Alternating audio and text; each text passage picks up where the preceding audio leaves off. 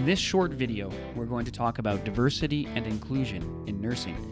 To begin, we can look at the case of Mary Seacole, a woman of African-Jamaican ancestry who in 1853 arrived at the War Office in London to offer her services as a field nurse in the Crimean War. Despite her celebrated history in nursing work, her services were declined. Certainly, this is not an environment that valued diversity or practiced inclusion. In the 20th century, the rights of all individuals for equal opportunity have been enshrined in law in the US, Canada, Scotland, and beyond. This is based on the principles of equality and fundamental human rights.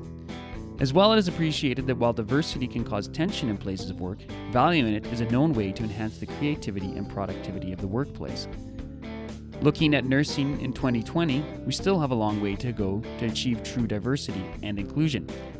Despite considerable efforts by many individuals and organizations across the globe, 90% of the nursing workforce remains female. At Western universities, recruits are predominantly from Caucasian ancestry, despite the mixed demographics of these countries.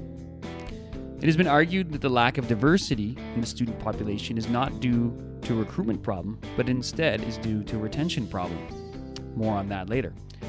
While universities and other training institutions are doing their best to attract a broader range of candidates, there remains an unconscious bias on the part of men and women who make the selections of new recruits. Simultaneously, potential nursing recruits have their own unconscious biases which prevent them from applying in the first instance. Overcoming these unconscious biases on all sides is the first step to practicing diversity in the nursing workforce.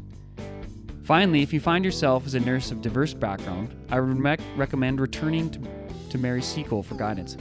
Despite her services being denied through her own grit and fortitude, Mary Seacole independently raised funds to open a hospital of her own in the Crimea that she called a patient hotel.